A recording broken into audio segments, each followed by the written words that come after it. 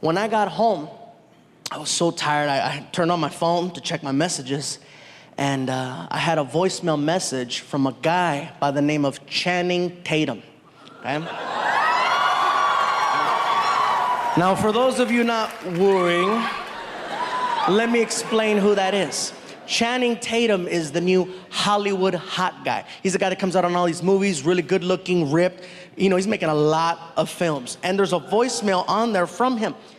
Gabriel Iglesias, this is Channing Tatum. Please call me at your earliest convenience, blah, blah, blah, blah, blah, blah, you know. And I'm like, oh, okay. So I called him up. You know, hello. I go, hi, this is Gabriel Iglesias. I'm calling from Mr. Channing Tatum. He yells, Fluffy! Hello? Oh, dude, man, I'm a huge fan. Hey, listen, bro, really quick, I only have like a minute. Look, bro, I'm doing a new movie, and I want to see if you're interested in reading and auditioning for one of the parts. I go, sure, bro. I'd be happy to audition for your movie. What's it called? He goes, the movie's called Magic Mike.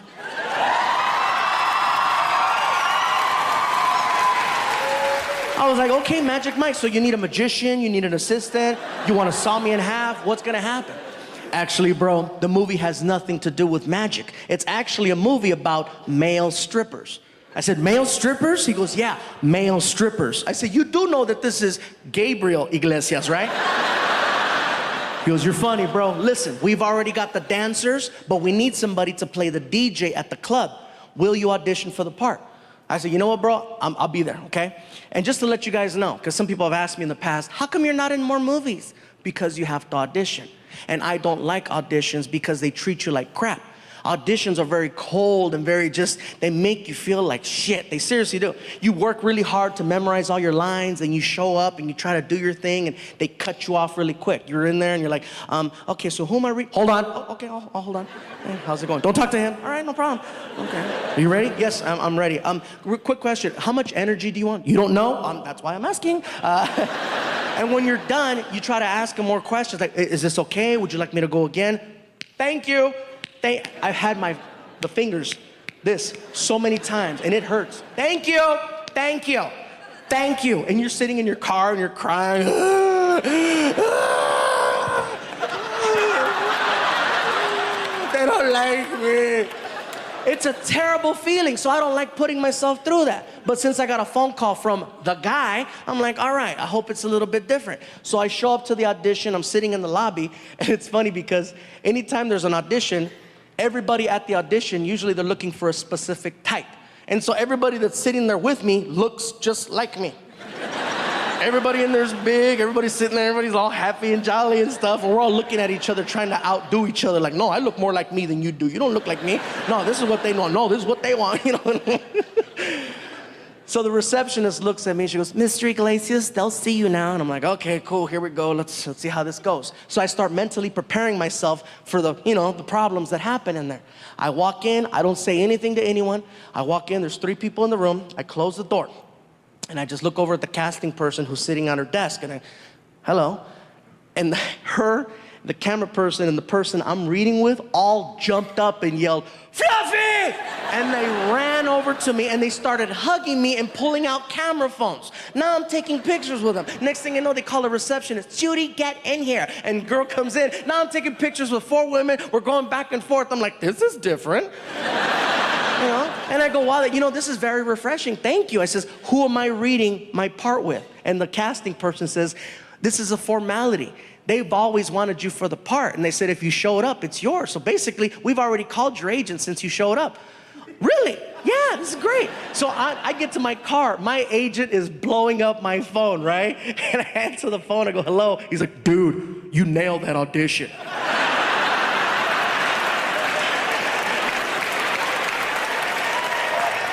What did you do? I was like, dude, I took pictures. Way to take those pictures, bro. Next thing I know, I'm on the set of the movie Magic Mike. The movie is directed by a director named Steven Soderbergh, who's an amazing, amazing director, has done a lot of great films, and of course, Channing Tatum's in the movie. In addition to him, there's an actor by the name of Matthew McConaughey who's attached to the movie. I'm a huge fan of Matthew McConaughey, okay? When I found out I was gonna work with him, I was so excited. You know, and people say, really, you get excited? You get starstruck? Hell yeah, I'm a comedian, not an actor. So I show up And immediately they send me to the makeup trailer that's parked outside. So I go inside the makeup trailer, I sit down, they start working on my hair, they start putting makeup on me, and in comes Matthew McConaughey. And he sits down in the chair next to me, and I start freaking out. I'm like, oh my God, that's Matthew McConaughey. Oh my God. And now I decide to introduce myself before I did or said something stupid, right? So I look over at him and I say, excuse me, Mr. McConaughey, how you doing? My name is Gabriel Iglesias. I'm gonna be playing the part of Tobias, the club DJ, and I just wanted to say hello, and it's an honor to work with you.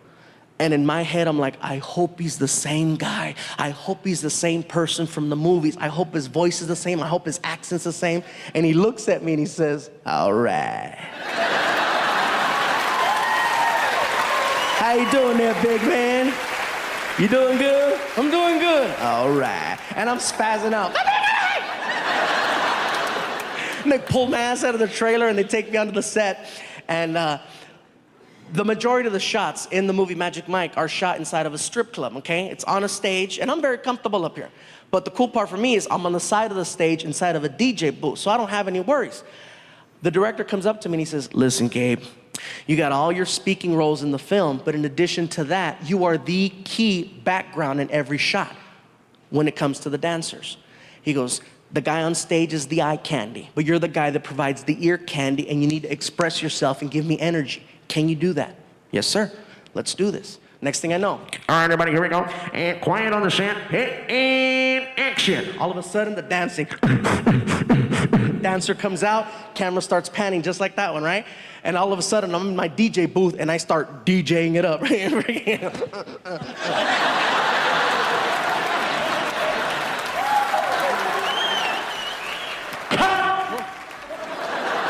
The director comes out from behind the camera, crosses the stage, and gets in my face. That's what I'm talking about. Give me more. I'm like, okay. All right, here we go. Quiet on the set, and action. And I take off.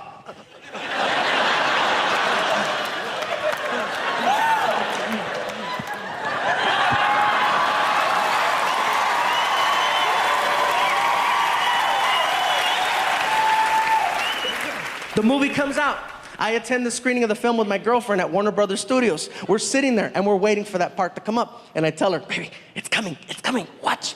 Sure enough, the camera starts panning. And you see the dancer, you can't even see his head. All you see is his body all freaking ripped and moving. And in the background, in the DJ booth, you cannot see any of the DJ equipment because it's all below the line of the camera. All you see in the background is some chubby pervert in a box having the time of his life.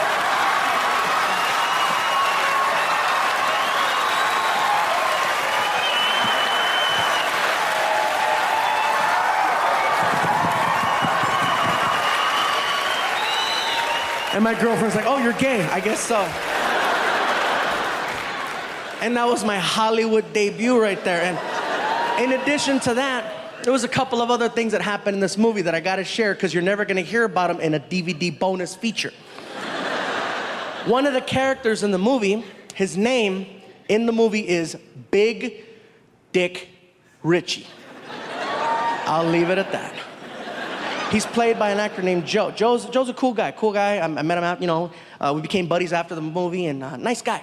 He's big, he's ripped, okay? And his whole thing is he comes out on stage and he's dancing behind a silhouette. So all you see is the shadow of him dancing for 3 minutes. And after the 3rd minute, he grabs his G-string, and this is how he finishes his performance. He tears it off, exposing a shadow of,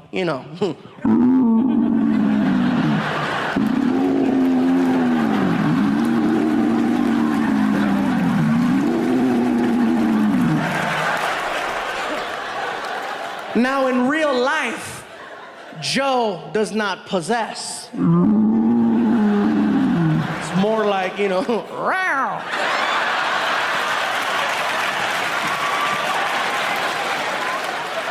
Don't laugh too hard, that's most of us, okay?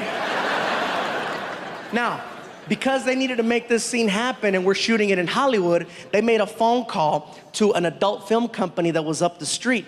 And they got a hold of their props department. And they said, basically, what we need is about 45 impressive male rubber parts to be brought down to the set of the movie Magic Mike so we can attach one of them to an actor for a scene.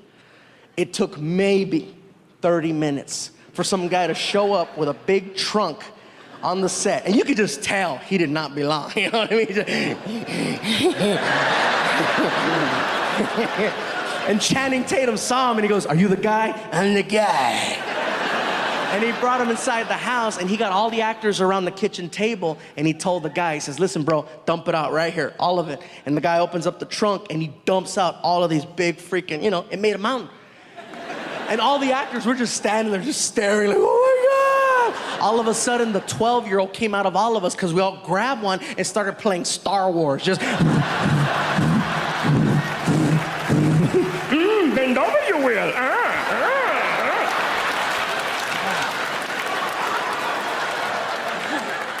And that's something you're not going to hear about in the True Hollywood Story or something like that. And another thing I got to share about this experience doing the movie Magic Mike is that we shot it in 2 locations. We shot it in Hollywood and we shot it in Tampa, Florida. And one of the scenes was shot on a sandbar, which most of you know already. It's a little tiny island with nothing on it. It's real small and people go there and they party. And so we get to this little island and this guy with the headphones, his title is PA, personal assistant to the director, and he comes over and he tells us, "Listen guys, we're gonna be here for a couple of hours. If you need to use the facilities, these are your options. There's no plumbing here. You can either go in the water or you can go to those bushes over there. It's up to you." And I'm like, "I'm fine, I already went. 2 hours, no problem." 4 hours later.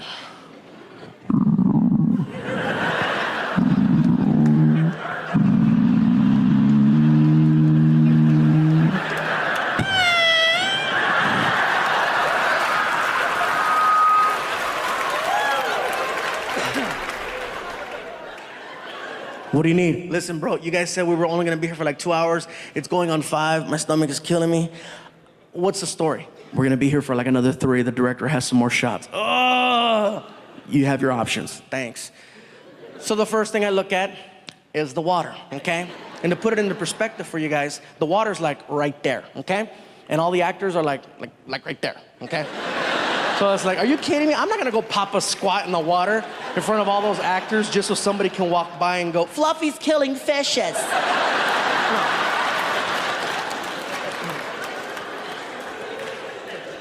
So I take a stroll out to the bushes, right? So I start walking out to the bushes, my stomach is killing me.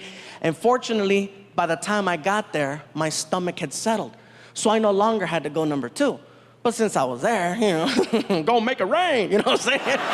So I'm in the bushes and I'm doing my thing and all of a sudden I start hearing noises, just and you know how you could just feel when somebody's standing like right next to you?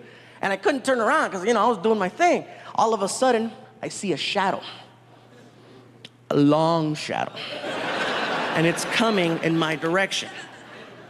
And I see that and I'm like, "Ha ha, funny Joe, that's funny." All of a sudden, that shadow started to pee. And I was like, "Oh my God, it's real." Now curiosity has me. I gotta find out who the hell the owner. So really quick, I'm just like, you know, oh my God. All right. Why I got into comedy. And he used to mess with me a lot, trust me. In my last special, I talked about how I had a Volkswagen Beetle. It was a true story. I really had a Beetle, and I got rid of it because I got tired of the fat jokes. When you're a fluffy guy and you have a little car and all of your friends are professional comedians, oh, they'll make you cry. Paul especially. How the hell did you manage to squeeze inside of that? No, hombre, I have never seen a car expand before while someone was inside of it. How do you get a stretch mark on the windshield? That's what I want to know. When you fart, does it go faster? One after another after another. I'm like, oh my God. And you know what it is? It's karma. Because 10 years ago, I did a joke about Paul Rodriguez on TV. I used to be on a show on the Nickelodeon network called All That. Some of you remember? Yeah? That was me, a lot smaller. I was only 2X's. I was a 2X, yeah. Anyway, as soon as the TV show season was over, they gave all the cast members gifts. They gave this one girl TV, this one kid a DVD collection. Since I was the only one who had his own car, they gave me a car alarm with a remote start to it. A lot of cars have those now, but think back 10 years ago, there was only a few that had the... My friends went, "Where'd you get that?" I looked at him and I said, "Nickelodeon." That's bad. I go to show it off to everybody. I showed my mom. I said, "Mom, go to the car. I got to use the bathroom. I left you a present." "Un present, okay." So she goes to the car, and I started the car from the kitchen. El diablo! El diablo! El diablo! I had to run outside. Mom, it's not the devil. Look at.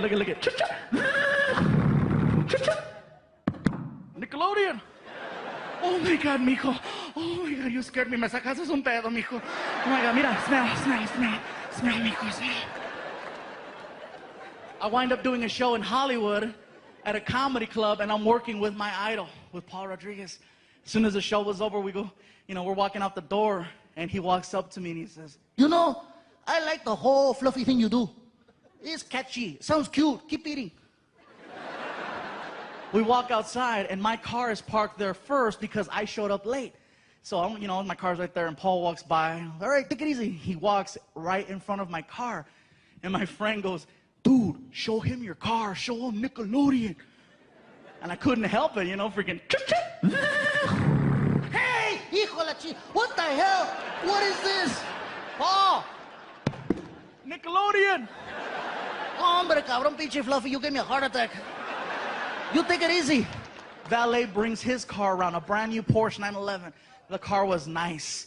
He pulls up, and Valet gives him the keys. He turns around and looks at me. Hey, tú, fluffy. Check it out. I'm like, whatever, it's not Nickelodeon.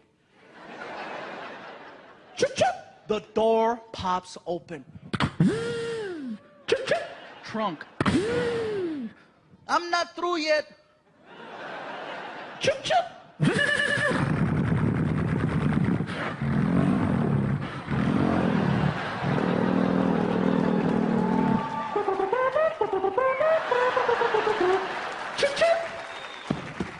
HBO.